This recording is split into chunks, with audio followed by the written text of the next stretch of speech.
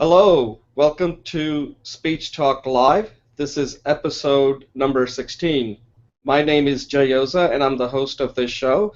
And today we have Julie Finkelstein, and there she is, she's waving, and Latesh Balakrishna from Cochin, India. I think I got it right. Uh, yeah, the purpose of, and I'm based out of Hazlet, New Jersey, which is about 40 miles from New York City.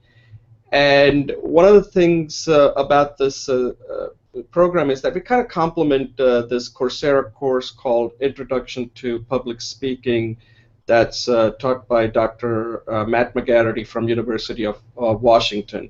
We don't duplicate everything that he's doing because he does a fantastic job in the course, but we take a different approach, which is non-academic approach to public speaking. So it's more kind of different in a sense that we look at how we actually give speeches in real life and how to become a confident speaker. And the purpose of this particular show is simple. It's to learn, to teach, to share, and also to support.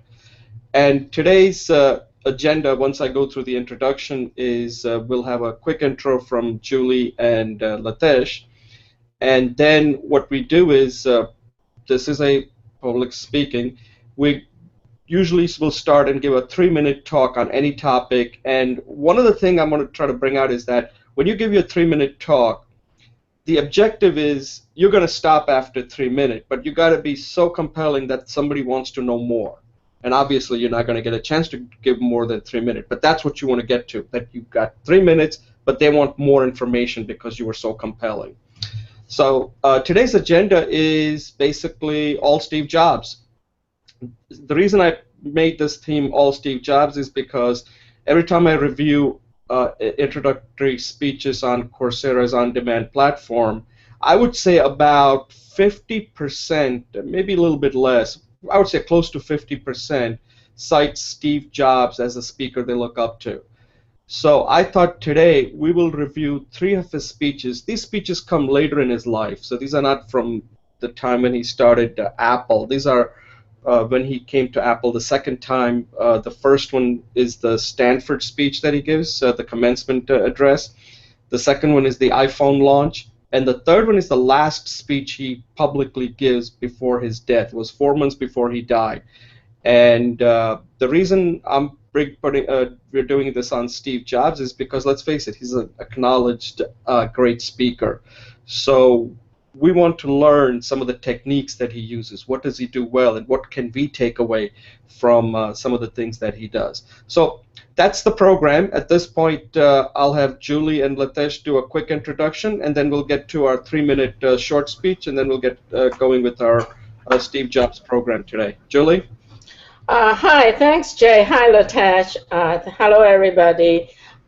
Yes, in view of today's theme of Steve Jobs, Steve Jobs is known as a new visionary, and his ideas are learned from Buddhism. So I am a Buddhist in the sense that I study Zen and practice Zen for about 20 years with teachers, different teachers. And I continue to practice on my own. I am right now in the middle of practice without a teacher. So today's talking about Steve, I'm going to talk about some of the Buddhist influences that I see from his speeches. Thank you. Latesh? Hi, so my name is Latesh Balakrishna, and I am based out from Kochi, India. I've been participating in this platform for the past almost 2 months now, and I find this particular platform to be very helpful in improving my public speaking skills. The team here, Jay, Judy, Soubin, are like, we have a great rapport, and we actually have a lot of constructive feedback from each other, and it has been a tremendous support, in terms of improving the skills that we need to have in our professional area as well as the personal life with respect to improvements in the public talk. So yeah, that's about it. Thanks, Jay. Over to you. Okay, Latesh, thanks. Okay, guys, you kept it real short. I really appreciate it. We're getting good at this. Okay, so at this point, we're going to move to our prepared 3 minute speech. And this could be on any topic. It could be on something you experienced, it could be something that you read, could be something you watched on TV, some observation you made, the observation that you are making, things like that. So this is not. This is pretty much up to you. So I'll go first, and Julie, if I exceed 3 minutes, just give me some indication. Uh, my talk is we've all seen that experiment we've all heard about, right? Where they tell you to where they have these people that are throwing basketball and they make you just ask you to focus on how many times the passes are being made. And while you're doing that, in middle, there'll be somebody in the gorilla outfit that'll go right across, and they found that 50% of the people will never see that gorilla. Okay, so why am I telling you this? I think I ran into something like that from my personal experience. So here's what happened. A few weeks ago, my son and daughter, they were starting. My son was starting school, and my daughter goes to work every morning, and they had to get some items for groceries so they could make their lunch the next for work and school. So they said in the evening, Dad, we need some grocery items. So they gave me a list and said, okay, can you get it? It was getting late in the evening. It was probably like close to around 8:30 or 9 o'clock in the evening. So I said, okay, I'll get it. So I go there to the grocery store, and as soon as I enter, this guy is like screaming at me, like, hey, you can't enter from that door, or something like that. And I was like, okay. So right away, I'm like, this is not getting off to a good start. And I had to go around and enter. Okay, so that's not a big deal, but again, this is something that I had not expected, never happened, but it suddenly, boom, this guy's like screaming at me. And I'm going in the supermarket, and now I'm having difficulty finding these items because I don't like taking a list. I just know exactly what I want. I know exactly where it is. And this is a store that I'm not even that familiar with because I go to a different store. Uh, okay, and then all of a sudden, as I'm going through the aisle, I run into somebody that I worked with when I was at Board of Education, and we started chatting, and I am like now can't remember this guy's name. So suddenly I have got two things I have to remember. One is I have to go through this item list, the list that my kids have given me, and now I can't even remember this guy's name. Okay, so now I get to the cashier. There were two items that I just couldn't even find, so I said enough of it. I'm just going to just pay the cashier and go home. Okay.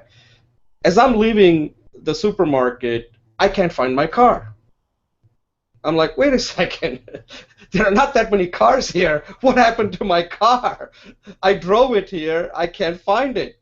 I'm looking like I look kind of stupid because I'm going from one area of the parking lot to another, and I'm like all over the place, and I can't find my car. I said, what do these people must be thinking? Like, why is this guy not know where his car is? And then I finally said, you know what? Should I call the policeman, say that my car got stolen? And I said, you know what? Before I do that, let me just call my wife. And I called my wife and I said, honey, I can't find my car. And she said, do you know what car did you take to the grocery store? That's when it hit me that what happened was the car that I normally take was not the car that I took to the grocery store. I took my daughter's car because she had parked it behind my car. So I took that car, but I had completely forgotten the car that I had taken. So the point I'm making is that when you have too many tasks, you got to be very careful because sometimes something as simple as knowing the car that you brought, you'll forget it, and then you're going to be in a really embarrassing situation. So it really hit me hard. Like sometimes you always hear about this, that you should only do single tasking. Multitasking is not good for you. You're not very productive. So I learned the hard way that next time, be focused on one thing. Otherwise, you could be in an embarrassing situation like me. And now I'm a butt of jokes from my wife, thinking that I'm getting old. So that's not fun either. Well, so there's my story. Julie, you want to go? Yes, thanks, Jay. So to answer your story, Suzuki from Zen School, again, that Steve Jobs studies with, he says most people want to kill two birds with one stone. In Zen, we want to kill one bird with one stone. So there you go. So I got my timer, but please keep an eye on me. So today, in view of again that Jay has invited us to talk about body posture or some aspect of speech, and then today's Steve Jobs, I want to talk about confidence and ease of posture, because we last week we talked about the fact that in many interactions that people make impressions of you before you even utter your words. So how do you communicate who you are? And a lot of who you are is rendered in how comfortable you are, how easy, relaxed. And I like to use the term for today, just confident and ease and confidence. So there are aspects of body gesture that can help that. Today I'm going to talk about the body and mind to present our presence of ease and comfort. And of course, that doesn't just go into public speaking, but every aspect of any interaction, right? So with the aspect to body, you know that you're very comfortable when you're lounging in a chair. There's complete ease.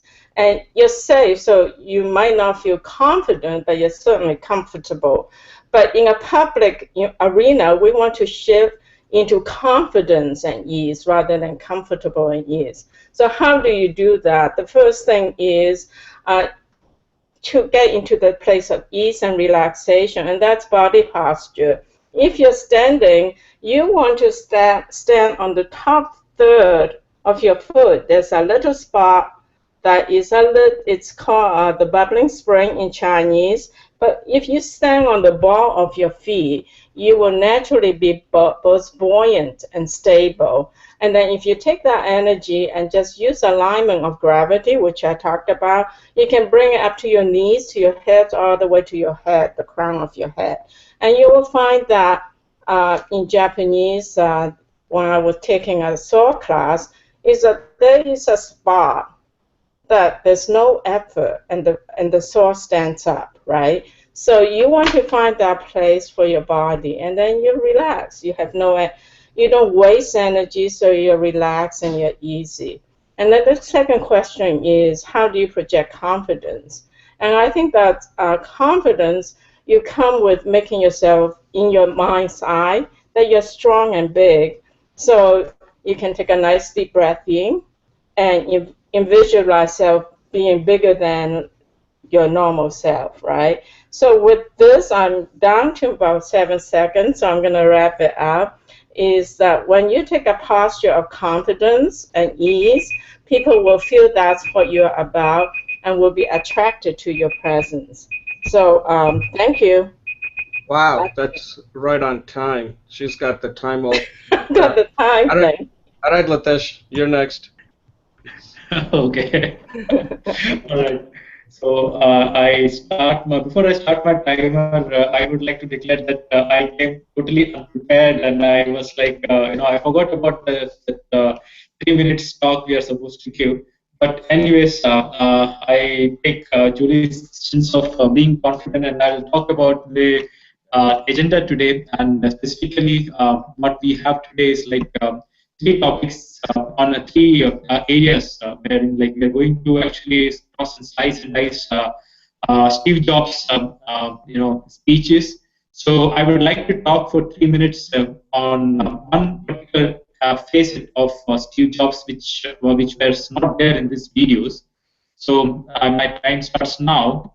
Right, so Steve Jobs, we all know, like big, great personality, founder chairman of Apple Inc. He is a very creative person, and he has this enormous passion for perfection. But there is also another facet to his personality, and he was like, as a perfectionist, he was also kind of very ruthless in his approach. And once he had a particular agenda, a particular idea in mind, he used to ensure that that particular thing is completely done to perfection by the team. So no matter what it takes, but then he was really ruthless to make sure that the work gets done and it is done with the highest level of perfection. Now there is a background to it. Actually, there is one small story wherein, I mean, a small incident in his life. Rather, I wouldn't call it a small incident. It's a life-shaping incident wherein he had been in India in 1974, and he was here for almost 2 years, and that was the period. That is the flower generation, the hippie period.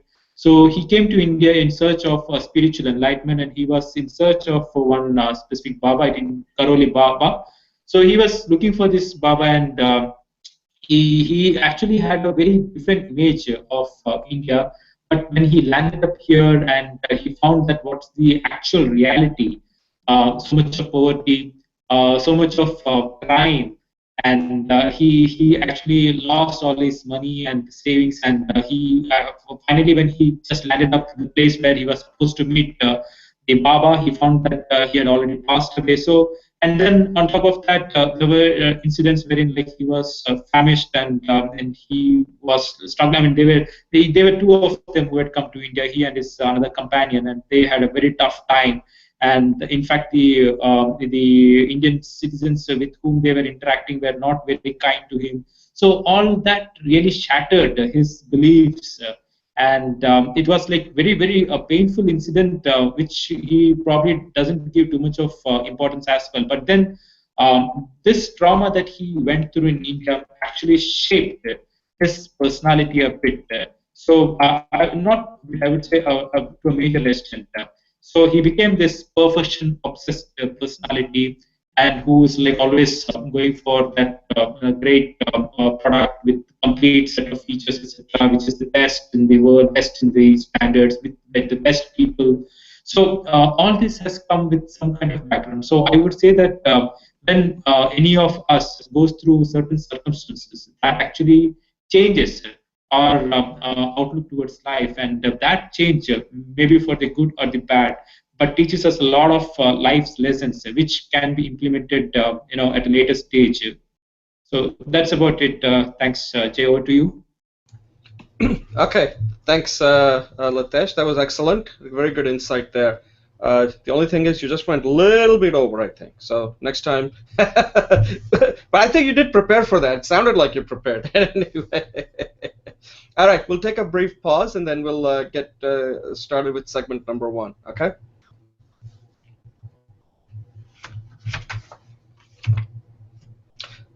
Okay, welcome to Speech Talk Live episode number 16, segment number one. And as I indicated that this particular episode, we're focusing on, the theme is Steve Jobs, and we're going to look at 3 speeches of Steve Jobs that he gave right after 2005. So one is the Stanford one is the one we're going to review right now. So this was this commencement address that Steve Jobs gave in 2005 to the Stanford University graduates. This was a speech. I did a little research on this. This was a speech that he was kind of really struggling with.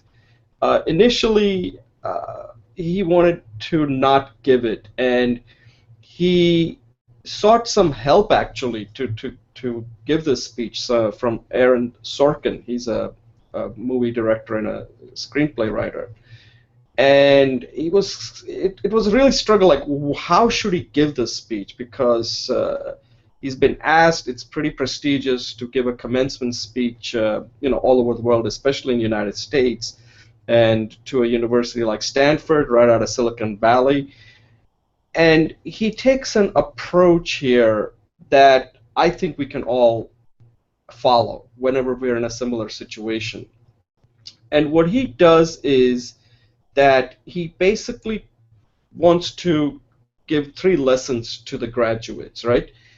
And to convey those 3 lessons, he starts out the speech by telling them something very simple. And he starts out like this. He said, today, quote, "Today I want to tell you 3 stories from my life." And that, I think, is very important. People when you're giving a speech, people want to basically relate to you. They want to know what you went through. And if you can tell your own personal story, it becomes very compelling. And he uses these three stories to make three important points in that speech. One is that you can't connect dots, as he calls it, looking forward. You can only connect them looking backwards. That's the first point that he's making. And again, the point he's making is related to his story regarding how he was adopted and how it turned out so different from what his parents, the people that were his parents were giving him for adoption wanted and what it turned out to be. And again, then he talks about this course he took on calligraphy, and he changed the computing industry. And again, the point he's making is that these things happen. You have to be open for these type of experiences, and then you can connect the dots. The second point he's making here is that you got to find what you love. And this again goes back to his personal story and how he started Apple, then he was let go, but he still loved computers, and eventually he came back to Apple, and again he created the second revolution with iPod, iPhone, etc. So that's another lesson that he's sending to the graduates. And the third important lesson that he gives, and these are all extremely important lessons in such a short speech that he gives, and it's a genius on how much he's able to convey in this speech. It's about death. And one of the things, and again, this is a personal story. At that time, he is fighting cancer. He had just been contracted, found out that he had pancreatic cancer, he's gotten some treatment. And when he gave this speech, he was feeling much better. He thought he had made a recovery. As it turned out, that wasn't the complete case. He had a relapse, and then he did not survive. And one of the things he says is this quote I have here. He said, "Death is very likely the single best invention of life. It is life's change agent." And he's telling the graduates, your time is limited, so don't waste it living someone else's life. And then he concludes this speech that a lot of us always cite, and he concludes with the call to action saying to the students, stay hungry, stay foolish. So this was a different kind of speech where you don't see him moving around. It's behind a podium.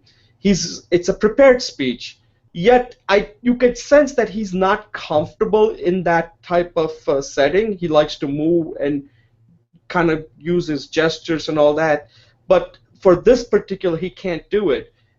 So he makes the most of it. So the content has to pretty much carry the day here, and the content does carry the day. So this is a different kind of Steve Jobs than what we were used to seeing with the product launches. This is a message that he's trying to convey to the graduates.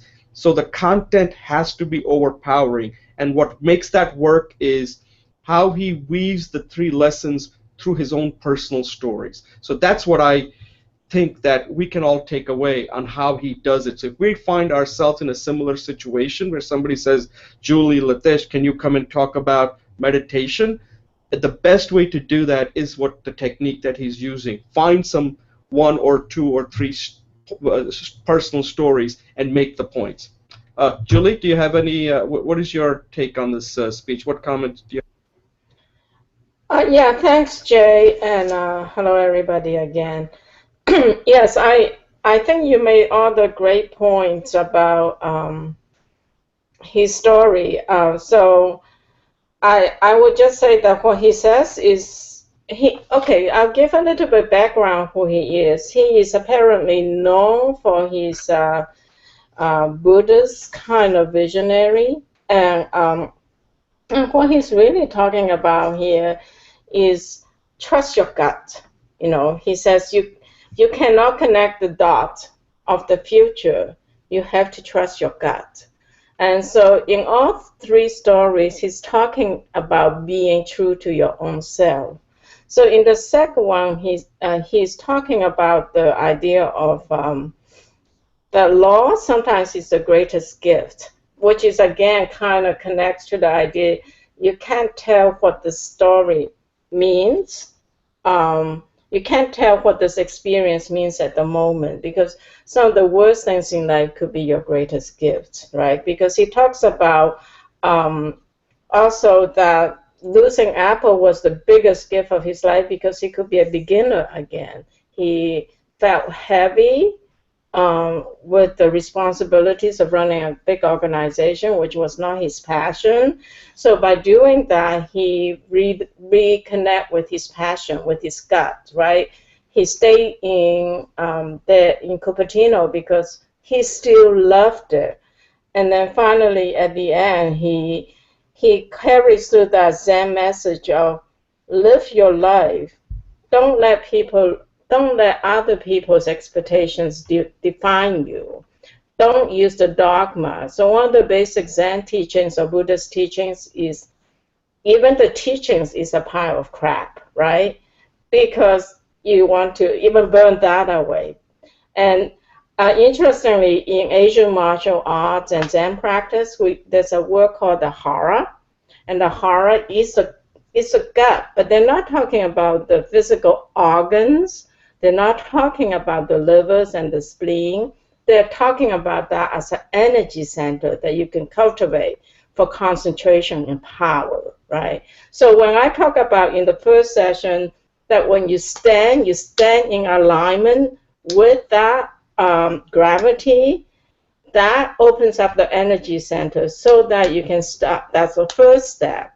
The second step is collecting power, collecting energy.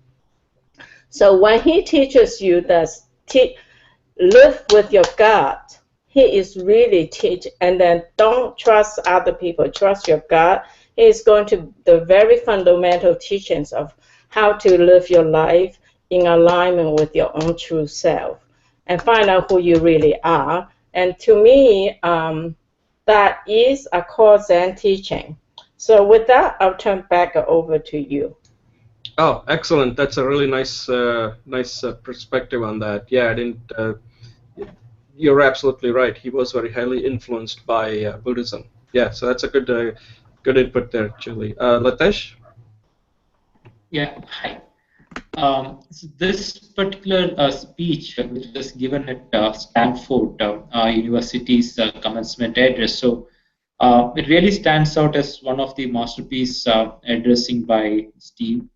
So what is more important here is like he had just been Jay, you mentioned like he had just been out from coming out from his surgery. So it seemed like he was reading out directly from the sheet. Probably was not prepared, but then he covered it up completely with the three instances that he has given from his life.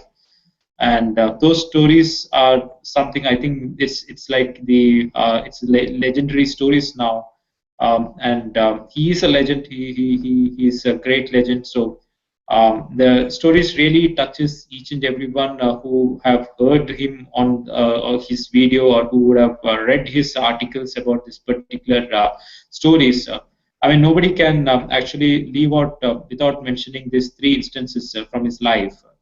So the first one is like connecting the dots, wherein he says that I mean, for him his life it's a great example of how much of struggle he had been through. So still he was able to come out very successfully, and he was able to establish a great venture. So when he says that it is really like he didn't know in the future how it's going to be happening. So he just went with what he was passionate about. So there was nothing like he had anything, any plan as such, like how he would be able to connect the dots. But then when he looks back, he's able to see that those dots, those particular areas of his life are very, very precisely and correctly getting matched, and the dots are getting connected so well. So he says that it is looking backwards, maybe 10 years or 15 years later, when he's giving this speech, he's able to see that particular connections happening. But if it had been looking forward, he wouldn't have been able to see that those dots perfectly getting aligned. So he says that somehow you need to trust your destiny. You need to trust your karma, and that is what has made a lot of difference to his life. So loving what you love to do. And after that, it's about love and loss. So since he had seen that he had been out from the same institute which he had nurtured and grown, so then he went on to start another entity itself, and next successful animation studios. So looking back, it seemed like he was when he says that when life hits us with a brick, or like it's like a bitter medicine. But what happens? It's like a medicine. So what he has gained from this particular exercise is that he got the love of his life. So he found his wife when he was out from Apple. So that actually probably that loss that he had actually incurred by leaving or being thrown out from Apple actually was in a sense it was like a gain for him in terms of love. So he says that when you believe that something is great work, and if you don't if you don't settle with what you're doing now, you still keep digging, so that you find that particular opportunity, that particular work which will make you feel better and better. And the third instance, which is more like so this is about the death aspect, and he says that if he always used to look into the mirror and he says that if today was the last day of my life, how would I change what I'm doing now? So that's something that he actually always kept reminding himself that my time is limited here, so I need to change somebody else's life. So he followed his heart and he did everything that was required. So now all these stories, if we tie it together, was given during this at Stanford. So basically, what he wanted to give is like motivate the students, give them some kind of a carrot, some kind of a kind of hope. Wherein, like he says that if I have been able to achieve something from nothing, you guys are still graduated. You are in a much better position. So always, and he gives this he ends the entire the speech by saying, stay hungry, stay foolish. So I think that actually that's a very powerful statement in itself. So I stop here. Over to you, Jay. Thanks. Yeah, thanks, Litesh. Hey, Somyan, thanks for joining us. We're just reviewing Steve Jobs' speech at Stanford. So if you want to use this opportunity to say something, go right ahead. Yeah, I liked all the three speeches.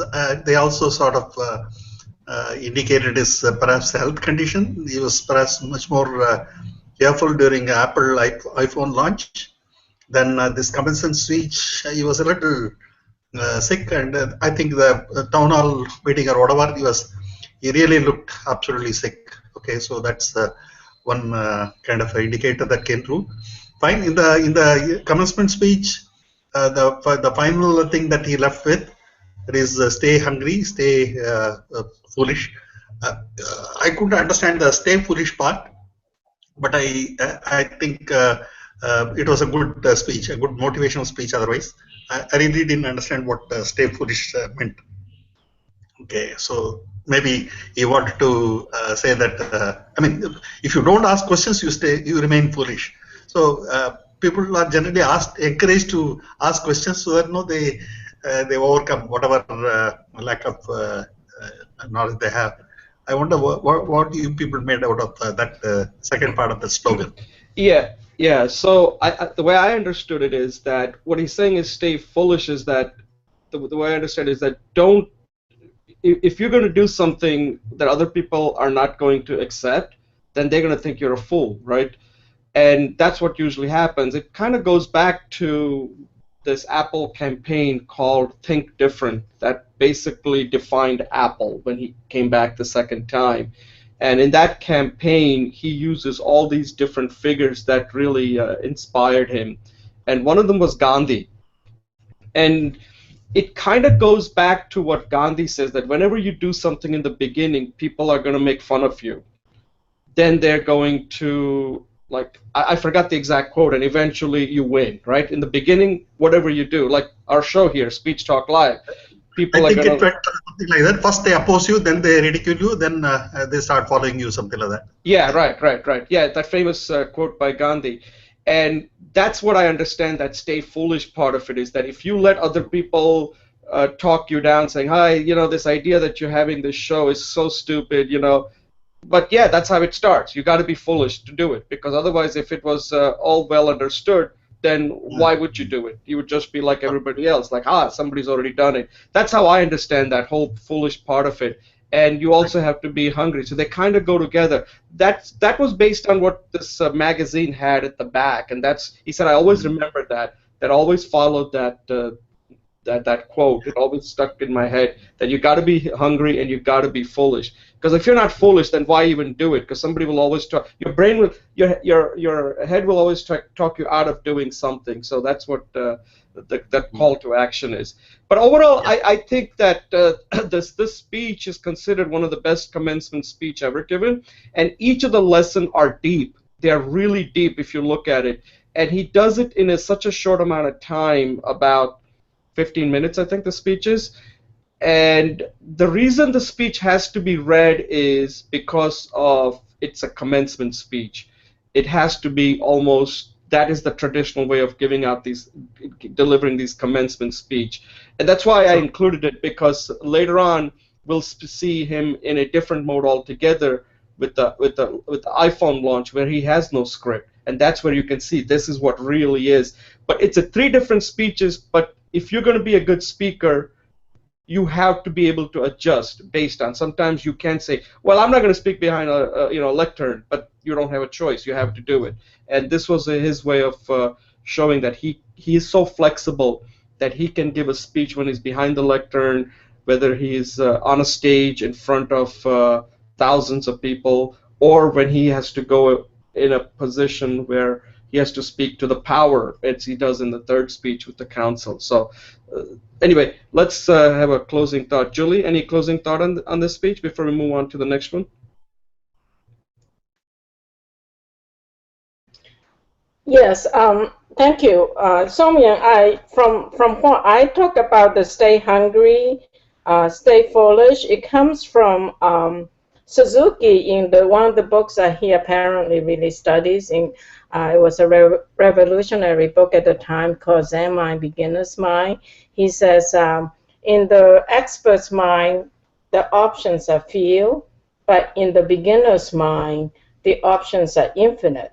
So to stay foolish is kind of have a beginner's mind without any opinions, but just kind of look at something from a fresh perspective. But I really appreciate what Jay said about what Gandhi said. And I think you said it was think different, right? I'm going to look up that. So thank you. I appreciate that. Okay, Latesh and then Soumyan, closing thoughts? Yes, I think this talk was one of the hallmark speeches given by Steve. And coming to Soumyan's point of stay hungry, stay foolish, I think that's a very strong phrase. Actually, it has been used prominently by great thinkers. But what it actually means, according to me, is like stay hungry is like you always need to have that hunger within you, that kind of a earnest feeling to do something that keeps you wanting more and more. And staying foolish is like you always act without thinking and taking unnecessary risks. Probably that's what Steve did, taking risks throughout his life. But that's what made him successful. So that's what this particular statement, "Stay hungry, stay foolish," means. That's according to me. Thanks, Jay. Okay, great. Soumyan? Okay, that reminds me of kind of a tour I took along with my managing director some 25 years back. We went to France. We visited a company which is into one of the critical components that we were using.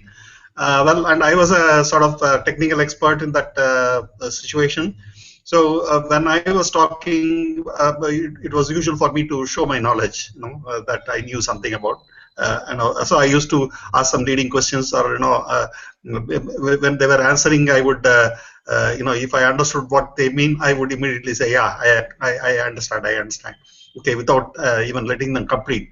So my boss was perhaps not so as familiar with the technology as I was. So he was sort of pulling me back all the time, saying that, look, don't try to show your knowledge. I mean, remain as if you don't know anything about it. Let them say it. Let them say it. Let them say it. Okay. So if you try to show your knowledge, I think people don't say so as much as when you behave as if you are a fool. Perhaps it's also not quite true. Sometimes if you show that you know something, other people will say something more about a topic. Otherwise, they may say that this guy may be at a very, very base level and stop it with a very, very brief introduction. So in order to encourage people to say a little more, I had to, in later days, I did show some of my knowledge, and but then never showed it to a level as if I have some amount of expertise in that. Okay, so that's the kind of behavior I also cultivated. I am reminded of that. Thank you. Okay, great. Okay, so at this point we'll take a brief pause, and then we'll review this speech on iPhone launch, okay?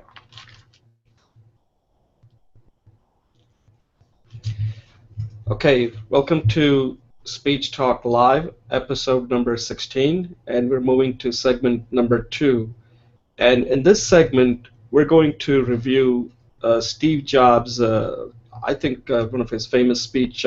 He has given a lot of famous speeches, but this was the iPhone product launch that a lot of people always cite as probably one of the best product launch speech ever given. I mean, Steve Jobs has done so many things well, and even his speeches are considered like a product. And so this was when he announced the launch of iPhone and kind of really ushered in this new era of the smartphones and how we work today. And one of the things that I noticed is I didn't look at the long speech that I had included. I just looked at the short speech because I wanted to know how much I can get out of that short speech when he's just introducing the iPhone. I don't know what he talks about afterwards. I did not get a chance to view that. And even though this product, this is interesting, this product was the first version of iPhone. After seeing that speech, I want that phone, I don't know if you got that feeling, the way he's describing it. And of course, now we're into iPhone, because Apple just announced a week ago, maybe, or 2 weeks ago, iPhone 6s. But what Steve Jobs is introducing is iPhone 1, I believe. And as he's describing that product and what it can do for you, I'm like, wait a second, I want that phone, not the new one that was just introduced a few weeks ago. So it just goes to show how much enthusiasm and passion makes such a huge difference in what you're doing and what you're launching. And some of the techniques that he uses is that when he's describing a particular feature, Steve Jobs has this unique technique that, if you noticed it, that he does so well. He always uses these words, this emphatic or zippy words, as they call them, where he'll say, "Isn't this wonderful?" Like he's like saying, "Isn't this wonderful? Like, look at me, I'm having so much fun. I can do so much with it." And the audience is basically kind of channeling the audience, and that's what the audience is thinking, and he's going to say it for them. And then I noted down some of the other things he says. He always has this emphasis, like once he makes a point, then he lets you know what he's really the thing that you should take away, like really big. Like I think it was the screen size he was talking about. Then he uses words like gorgeous. These are the kind of words that we would use, like somewhat like you can say kind of childlike, but that's what it is. He's like a child. Like this is how I'm thinking of this product. Like really nice, pretty cool, incredible, unbelievable. These are some of the words that I jotted down. And these words he always uses right after he tells you something technical about the product. He will then sum it up with saying, "Isn't this gorgeous? Isn't this wonderful? This is a pretty cool device." And all of that makes you think like, wow, yeah, it is pretty cool. I can see that using it. I want that product too. And I think that that technique of his is common if you look at it even later on when he's giving his last speech. That technique still remains with him. So at this point, I like, as I said, this is if you want to ever do a product launch, this is the speech you got to see. in how to get people excited so they're talking about your product. That no matter whether they look at this product years from now, they're going to say, I still want that product. How do I get that product? And unfortunately, you can't get that product because now we're into iPhone 6. But the way he launches that product should remain current, no matter whether you were there that day or whether you view it maybe 10 years from now. You still want that product because of the way he describes it and the passion that he shows and the enthusiasm he shows for that product. Julie, any thoughts on that? Yes, thanks. Staying with the Zen theme and adding to it this idea of high tech and high touch. And thank you, Jay, because I think you really pointed out the humanistic words, and I'll link that back into my idea. So Nasbet, in a book called Megatrends, he talked about the idea of high tech and high touch, which is like if you launch something like a brand new technology, you really want to make it accessible to human beings. Okay, so you want to link that foreign object into something that into the human element of passion and comfort and ease. So I found that Steve was able to do that really amazingly, right? Because he interspersed, he did this thing I call a bridge or a link. So he, on the one hand, he uses words that you said, like cool, gorgeous, easy, and don't you just love it? And he emulates that with his tone. There's a lot of times you hear that tone of variation. So he's very human and very passionate and very alive. On the other hand, he induces really technical ideas, right? Pixels, proximity, accelerators, the videos going from portrait to landscape. Those are not the languages of everyday people. But what he did do is he created that bridge, because every time he talked about that feature, he explained it and you see it, you feel it, you hear it, and then he gives you the technology term. So for common people, they really feel like they're plugging into this technology stream of high art and high possibilities. So I think he wasn't just selling the iPhone, which itself was a revolutionary product, but he sold into people's passion for being part of the in-group of leading-edge technology. Because after they watch that message and they buy the phone, they can talk about cool things like pixels, how many pixels there are, and the videos can go from portrait to landscape, and that there is automatic ambient lighting sensors. So the people who are not technical, all of a sudden they learn the whole technical vocabulary. So in that sense, he was also an educator, and he brought people into the whole new way of life. Not only through not only through technology, but he had a vision of what's possible, and then he educated people into that possibility. And so to me, that's also very Zen, because the words he used are very sweet. And one of his major teachers, Kumbum, who did the marriage ceremony, is known for depth and sweetness. So I think there's a lot of, as you said, there's a lot of depth to this. Thank you.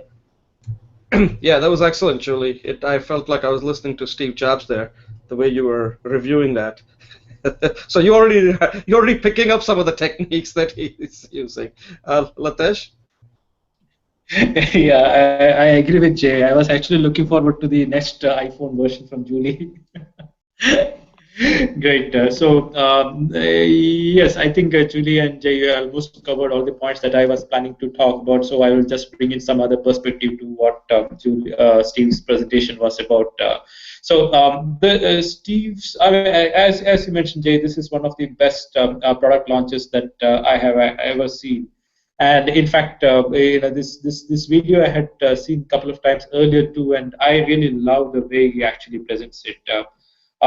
Specifically, like the three important components that he actually introduces. One is the iPod, and second he's talking about the phone, and third he's talking about how internet at the in your hands. Everything is just at the in this particular mobile phone. You are going to access all these instances. So now, if you look at the way this particular industry has shaped up, mobile industry has actually it has been a great breakthrough.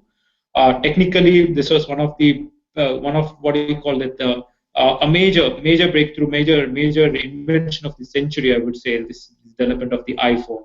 And the kind of disruptions it has brought into the industry, right, from the music industry, gaming industry, the internet-based, the industries, the mobile industry, the application development for the development teams, so the application development industry. I mean, the entire set of developing developers who are creating this on the iOS platform. The cameras, you can just now you don't need actually a camera to just go and have a separate bag with big cameras and all bulky cameras. Now with your phone you are able to do all these activities. So it has been a great disruption to the entire to a lot of industries across the globe. And it is the benchmark product. Even now, if you look at the quality and the fineness in which the mobile phone has been designed and made, right from the first version of iPhone to the latest 6G version. So each and every product is like it stands out. It stands out from all the other competitors they have. So right from the Macintosh, where they changed the entire computer industry, and about 1984, 2001, the iPod, they lost the iPod. I remember even now, like when I went to US, I purchased a small iPod, and it's there even now with me. And one good thing about that, it was so customized that I could actually put a specific personal message on the iPod, so that when I'm running, etc., I can see that message. So that was really nice of him to think about those kind of small things. And another thing is, like, if nobody has noticed, the iPhone in general is very light, and it is very easy to carry. So specifically, if you are doing some kind of fitness activities, and especially if you're doing some running, etc., right? So easy to carry. It's very light, and it's like very feature rich. Like you can have so many apps on the iOS platform which you can use for tracking your fitness related stuff. So it's great. It's wonderful, and it's the way he has actually presented it is like so beautifully done. I'm just falling short of words to describe. All right, thanks, Jay. All right, excellent, Litesh. Samyan? Sorry about the background noise. Somebody is celebrating the Vinayaka Chaturthi here. So I think the last 2-3 days have been very noisy in this neighborhood. I hope that noise is not affecting whatever I am talking. Are you able to hear me clearly? Yeah, bring them into the talk. Okay, fine. This is definitely a very heavily scripted speech, very well rehearsed. He was not winging it. He was, even though he was not behind a podium or whatever, he certainly was delivering very well rehearsed speech. Okay, so he was even, I think even things like that incoming call coming through was very well timed. Somebody had been asked to call him and he has just made a call and he was talking. An incoming call had to come. The other person had to be put on wait and he had to take the call. All that. It was just an opportunity to demonstrate that. Okay. So I think Steve Jobs was always about ergonomics and aesthetics, and that's one area where he is specialized. And he was inspired by Hewlett-Packard. Yeah, Hewlett-Packard is a place where he had apparently done some internship, etc. He describes about that, I think, in the third speech. HP was at that time very well known for its ergonomics of all its products. Even though they were making things like oscilloscopes, etc., the size of the button, the placement of all the features, the knobs, and things like that, they were supposed to be a class apart. I also used to be very heavily inspired by HP's ergonomic design. I was a product designer around that time too. So I can really see how Steve was inspired by HP. They were definitely a benchmark. Okay, Steve was definitely a marketing guy, and he uses the customer experience and customers feel and things like to the hill. he always wants to get the customer excited. Okay, that's what he's trying to do in this. He was actually trying to tell them you're getting a lot more than what you are looking for. He starts off as if he's introducing 3 new products he's launching, and then say all the 3 are built into one. Okay, that is a kind of a sudden realization that he makes them to do. Initially he describes like individual products, and individually they seem exciting, and then now he says look, all 3 are into one. Okay, so that kind of stuff. And then there is one anecdote I have heard of Steve Jobs. Apparently, someone came to make a presentation to him about a new feature to be introduced. This new feature was supposed to be something like a backup, backing up your files, etc. And then the guy who was in charge of writing out the specification, he comes with a very, very long speech, comes to prepared with a lot of slides and a lot of information. Maybe he wanted to talk for about half an hour or whatever. But then when he actually came to meet Steve, Steve was saying, well, what is there in it? I hope you're not going to say anything more than, just drag and drop that icon. Are you?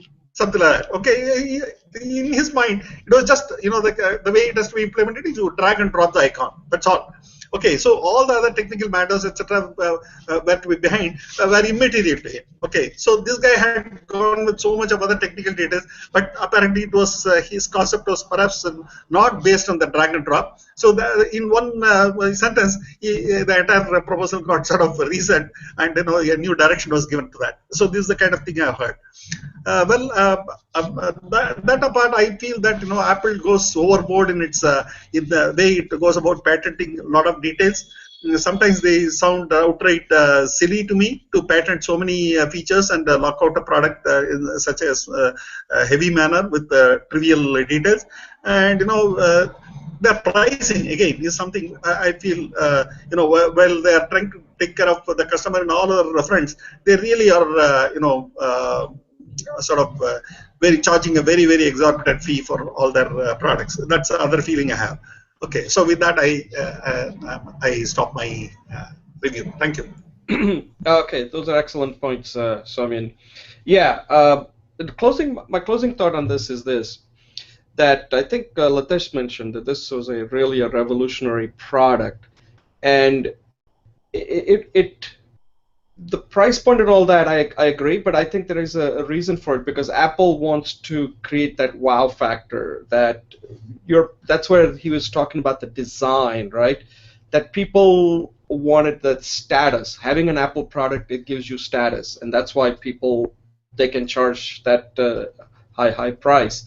But the other thing that this product did, which it doesn't really come out in the speech, but what happened.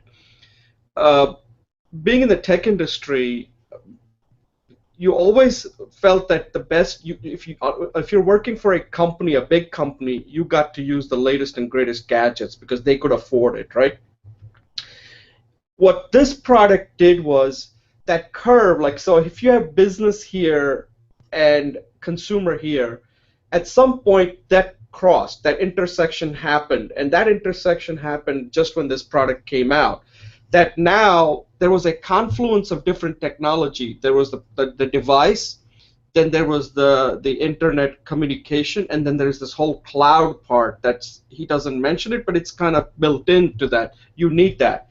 What that did was that if you have a smartphone, this is not a smartphone, but if you have a smartphone, you essentially have the same power that a big corporation has, because you have access to any sort of a cloud-based application. So if you have that device now, you have all the power that you ever need in your palm. And that changed the whole equation in a sense that prior to this product, the way the companies made money with devices, unless it was like a toy, you had to sell it through corporations. What Steve Jobs did was said, screw the corporations, I'm going to sell it directly to the people and give them the power. And once they have the power, the corporations will have no choice but to also adopt this product. They have to bring it into their corporation. And that's exactly what happened. And now all corporations pretty much use Apple. The product that he essentially killed with this introduction of this iPhone was BlackBerry. BlackBerry, after that, BlackBerry was the dominant product. If you ever went to Wall Street or any media, like even Obama still uses a BlackBerry. I don't know, at some point he's going to have to change to iPhone, but he still uses BlackBerry. And when iPhone came out, it essentially was a BlackBerry killer. It killed that BlackBerry because BlackBerry's model was to go through corporations, not through individuals. And with Steve Jobs' iPhone, changed that completely around, saying no, the power now belongs to the people. They have access to all sorts of applications, and then of course with apps and all that, that power now is in the hands of individuals, not within corporations. That point doesn't come out in the speech, but that's essentially what happened, in my opinion, with this product. Julie, any closing thoughts? Yeah, thank you. I just find your idea of power to the people very refreshing, because one of the things that I am exploring in programs such as this, talking to my friends from across the ocean, is that the internet give power to people like us and smaller companies to be able to do global exchanges. Friendships are established, but also trade. And linking to your earlier speech, that Jack Ma's vision is that he will provide service across the globe for small businesses. I think maybe Steve Jobs is one of the anchors to that direction of movement, and I'm a very big believer in open source. And so one of the things that he did in this in his product is BlackBerry was proprietary software, right? The operating system. But the Android operating system is not open source. So I think Steve's work is not Android, it's still proprietary. I'm not sure. So it'd be interesting to see if the company would go open source in some of that stuff. So thank you. Yeah. iOS is still proprietary. I think what he did is he opened up the API so that people can develop apps, and that's why he created this whole economy around apps, the apps economy. Latesh, any closing thoughts?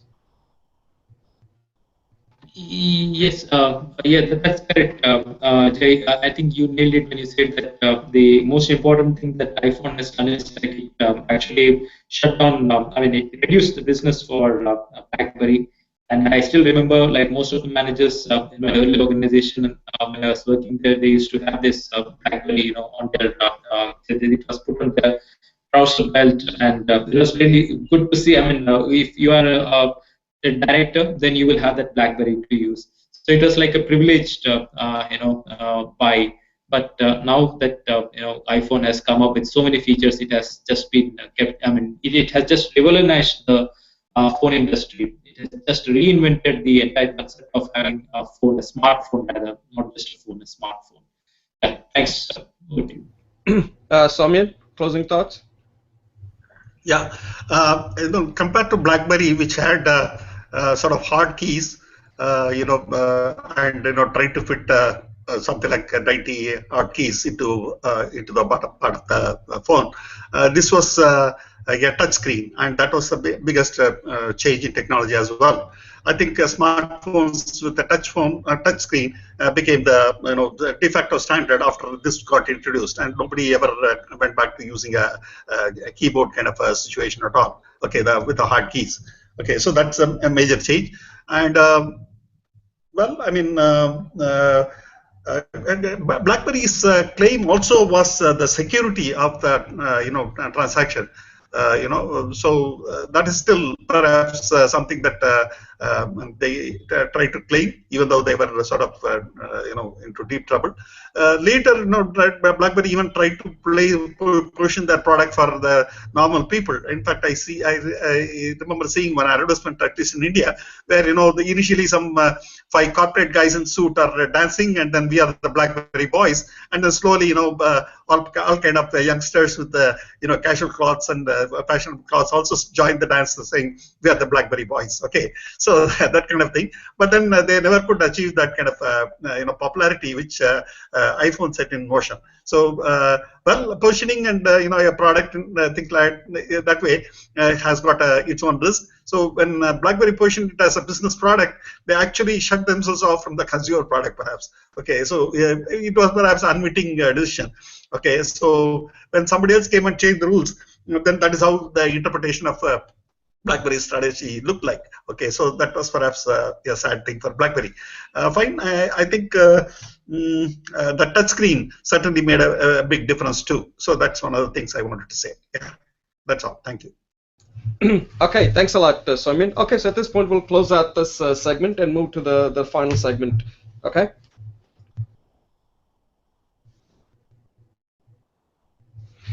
Okay, welcome to Speech Talk Live, episode 16, segment number 3. In this segment, we're going to look at one of the last public speech that Steve Jobs gave. And this was a different kind of a speech. In this show that we do, the first speech we looked at was the Stanford commencement address that he gives in 2005. Which is considered one of the best commencement speech ever given. Then we looked at the iPhone launch, the first iPhone launch in 2007, which revolutionized just about how we work today and communicate and interact with people. This is, in a way, something that he kicked off, but of course he died 4 months later, but the construction that will take place, it's like a new Apple site that they want to move to in Cupertino. So in this speech is a different Steve Jobs. This is a speech where he doesn't have the control. The control belongs to the council, Cupertino Council, that he's going in front of to show them why they should approve this particular project that is the construction of the new Apple complex that'll house close to 12,000 people. And again, this is the speech where he is very thin, as you can see. He doesn't have that energy that you typically are used to seeing. Nevertheless, it is a very compelling speech. And what he does in this speech, which I think is effective, is by not having that techniques that he typically has at his disposal, yet he still uses some of the same techniques that makes his speech so fun to listen to, as far as using these words to paint pictures. Like, again, his favorite word is always pretty cool. Isn't this pretty cool what we can do? And every little thing that other people will probably miss, he's pointing out that this building that they're building is, again, it's like a launch in a way. It's kind of interesting that we saw the iPhone launch presentation. This is like a building launch. That's what it really is. He's launching a building. Of course, the building hasn't been built yet, but it has to get approved. But if you look at the figures that he's showing, that we're going to have trees. We're going to have lots of trees. It's not just trees. We're going to have lots of trees. We're going to have double the landscape. And these people are like salivating, like, we want it now. Can you do it today? They can't do it today. But that's what it kind of makes you feel like, that after you see that presentation, you want to work there. Or you would forget to work there. You just want to see this building, built quickly, so that you can see his vision that he's painting in front of the council.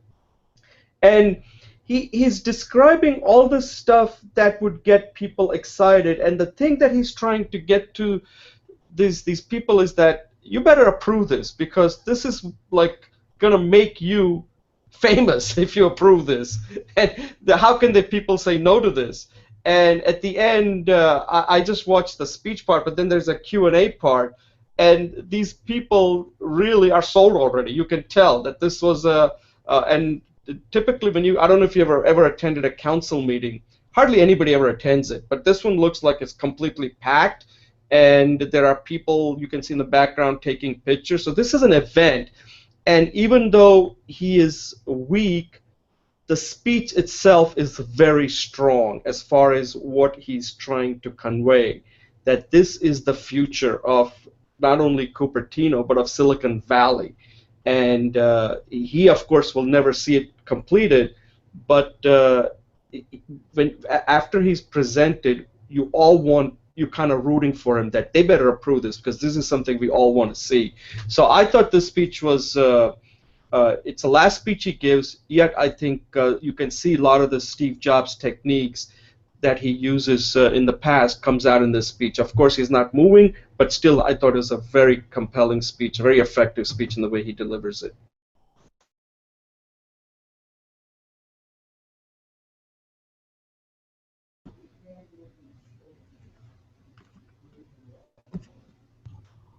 Yeah, who is going next? Yeah.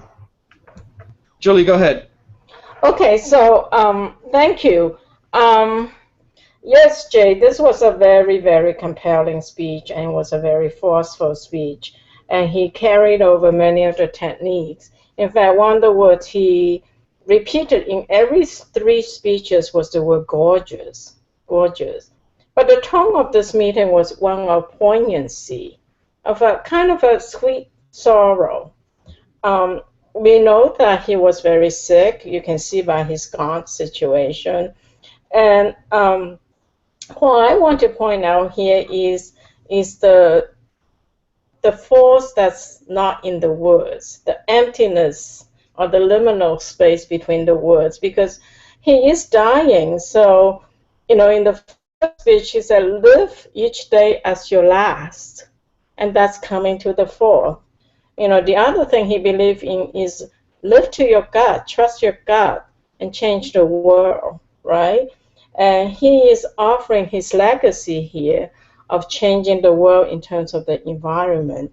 And he started with this speech was saying, as you know, we've been in Cupertino from a 2 people to a 28,000 people organization, and 12,000 of our people are renting space, and they're not that great at space. So he manipulated people's emotions without saying the word, I love you guys, do this because they're good.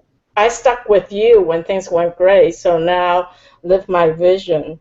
And then finally, of course, he always says, live to your gut, right? Let the future speak for itself. Do what you trust. So, but here he is bringing forth a vision of indigenous trees, 80% landscaping, leading edge technology of the glass he's fabricating, and apricot orchards, So I think I would say that the speech was very, very forceful. It wasn't full of dramatic gestures. In fact, he was very quiet and gaunt. But I would say this was his most forceful speech because he spoke of love in the beginning, but he never used the word. But you could feel it throughout, and his dedication and what he wants to leave to the world before his passing. So this was a speech into a passage of existence. So that's an empty space, a liminal space. And he did that by evoking that emotion without actually using the words. So his pure presence brought forth that feeling for me. Thank you. Yeah, that was excellent. Latesh? Yeah, thanks, Julie J. This was one of I think, the last appearance on TV by Steve after he had gone through the surgery. So he was definitely looking weak, as we can see in the video.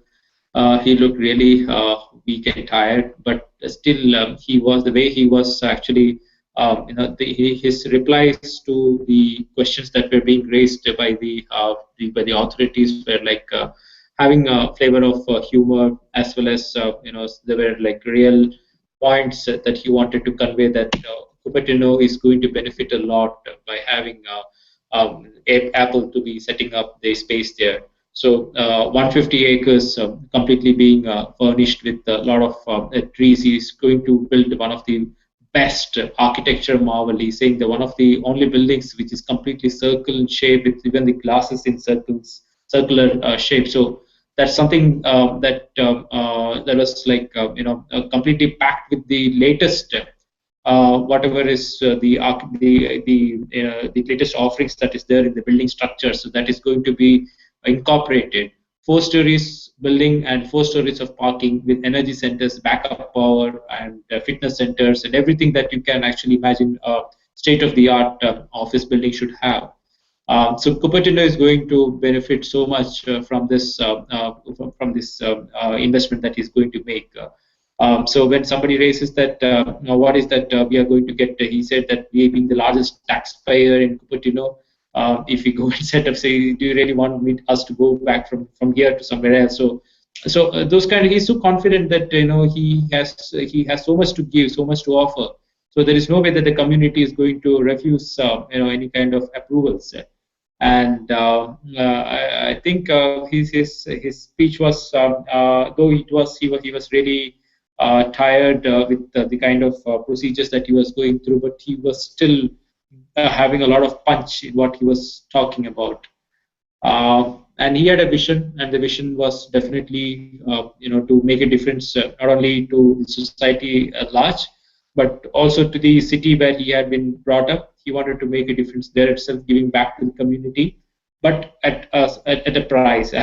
So, right, that's about it. Thanks. Back to you, Jay. Thanks, Litesh. Somyan, any thoughts on that speech? Yeah. Yeah, certainly the points I wanted to talk about have already been mentioned by all of you. This was more like a product design presentation. It was, the entire project was being presented with all its aesthetic beauty and things like that. Even went into small details like the curved glass. Of course, in a large circular building like that, even if the glass were flat and it was made of thousands of flat plates of glass, it would have been perfectly right. There was no need for that glass to have that very slight curvature, etc. But then he went on to say, look, it will be curved glass and so on and so forth. I mean, he perhaps wanted to trigger the people's imagination that way. Then I also thought that he customized. Normally when you know who your audience are and what is their interest, you can always tune your speech in such a way that it will be appropriate to their interest. In a city council like that, they'll be interested in some kind of regulatory concerns or some kind of environmental concerns, something like that. He addresses every one of those things for which they are supposed to be sensitive to, or they are supposed to be basing their decision on. Okay, so he doesn't get into product technology, etc. That is taken for granted. Now he's going to only talk about the flow space index, the amount of water he will use, the amount of electricity he will use, how much he will perhaps burden the utility, how much he will burden the city's infrastructure, and so on and so forth. He's trying to say, I'm going to be low in footprint and all these factors. I already am there in multiple campuses, and I'm going to consolidate them into one. And this is a place that was already owned by HP, and HP had its facility. I'm replacing this with a new facility. When I'm bringing in a new building, that's going to be aesthetically beautiful, and then it is going to add to the city. We are going to be loyal to Cupertino. We are always in Cupertino. We are going to stay with you. So like this, he keeps bringing back this again and again. Then when you say you're going to accommodate something like 12,000 employees there, for any community and society, 12,000 employees being located there would also mean that there's so much more commerce for their community, and maybe some residential accommodation, etc., being given away, and so on and so forth. That is going to be attractive to them. Even the trees. If the place was known for that apricot orchard, he wants to trigger that emotional thing, saying that, look, we are going to have the apricot orchard here in the free space, etc. So he places a lot of emphasis on these kind of small details. One of the things that a product designer does is to bring in beauty in the way small details are implemented. That's how product design is sold in terms of ergonomics and aesthetics and such things. So he does exactly that here. That was really a very interesting way by which he sort of customized it to the kind of audience that he was talking to. That was beautiful. That's all I have to say. Yeah, no, those are excellent points. The one thing I will add is something came up that Somyan had mentioned. This is an example of when he says stay hungry and stay foolish, because Apple already settled in Cupertino. They already have office buildings and stuff.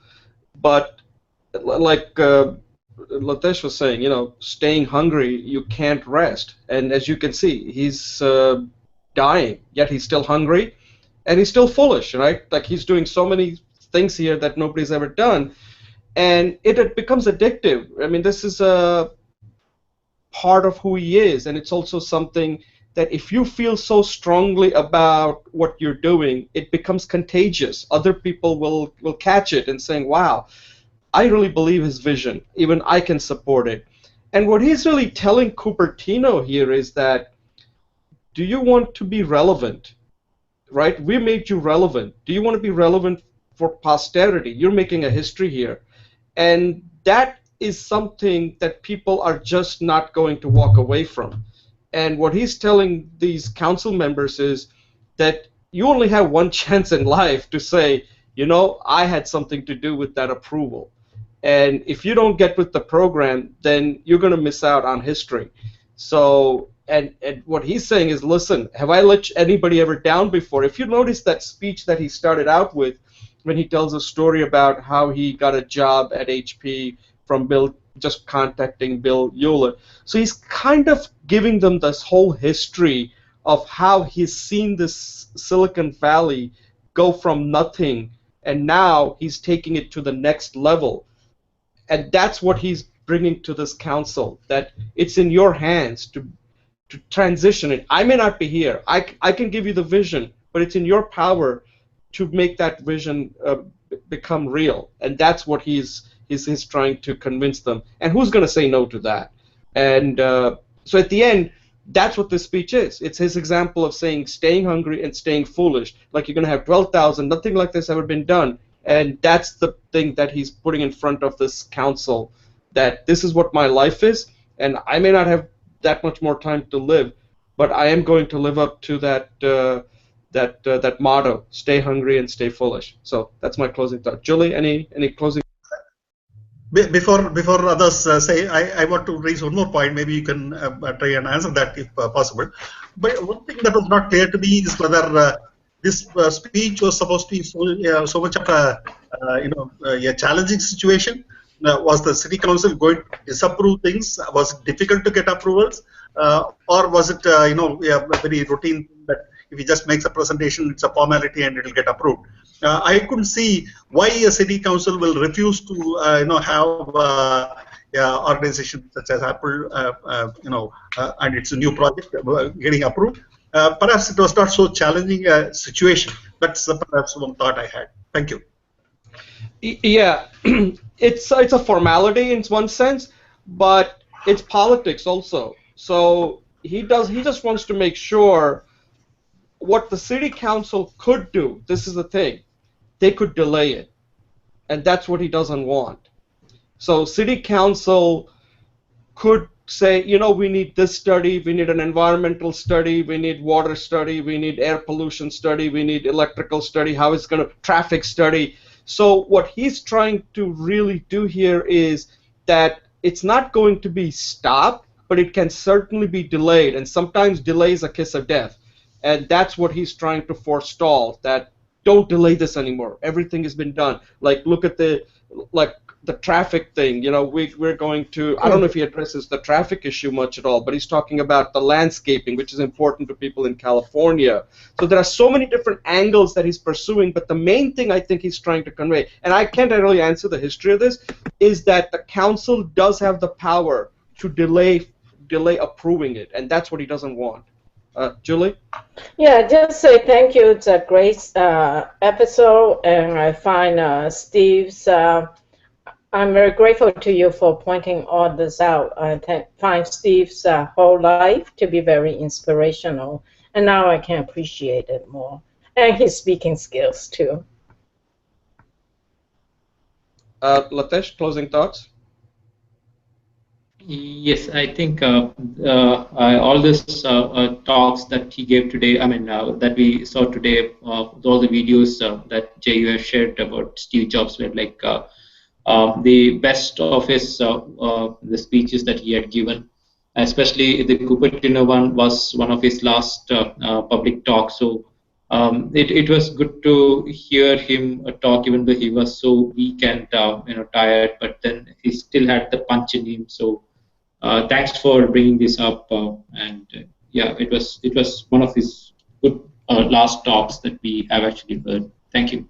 All right, thanks a lot, Litesh. Somyan, closing thoughts? Yeah. So the final thought on this last speech was that yes, he chose to personally do this speech to the city council. It was not as if official from his organization who was responsible for building approvals or whatever it is as a routine matter. The guy who was interacting with the city council went and made a presentation. It is Steve Jobs himself with all his global. Popularity and things like that, a tech giant. Okay, so he symbolizes Apple, and he himself personally came and made a plea. Okay, it was not left to a lower level official within his organization. So that way he emphasized the importance he placed to this. So that was also one of the factors I think that one is, that he did to endear himself to the council. Thank you. Yeah, that's Somyan, you just made a very important point, and this is a point that I think also that I completely missed, and I think after you just said it, it made me realize it. He is the head of Apple. I mean, at this point, he is retired but still, people think of Steve Jobs. And what it shows that if you want to make a sale, then the head of the company has to be the best salesman in the company. You can't send some peon to say, get me this deal. If you want to make the deal, you got to be up there and sell it. So again, this shows that he is the best salesman at Apple, and here's how he has to get this particular project sold, and he does it. So that ends this segment. And at this point, if anybody has any last thought, I think we only have 4 minutes left before this thing shuts down. So, anybody has any thought on future segments, or how did this go overall? Was this a good idea to focus on one speaker like this, or is it better to split it up with our old segments that we used to do? I want to say I like the idea of a single theme. Thanks. Sorry. Okay. So you like the single theme? Okay. Yeah, Litesh. I have a different opinion, Julie. I think it's better to mix it up with multiple speakers. I think that gives more variety to think about, and also we get different perspectives of a particular and different subjects, different speakers. I think that gives more spice and more interest.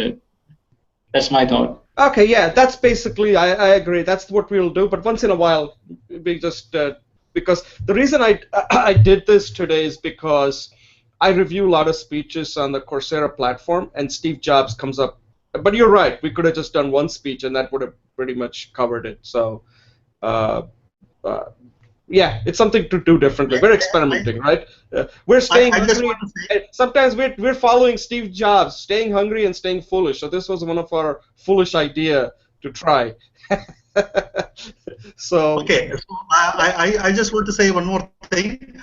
I think Steve Jobs was a good topic that provided for the variety. Even though we had three speeches from the same person, they were in 3 different settings and gave 3 different perspectives. Helped us to talk about different aspects. Maybe even the speeches were of a different genre.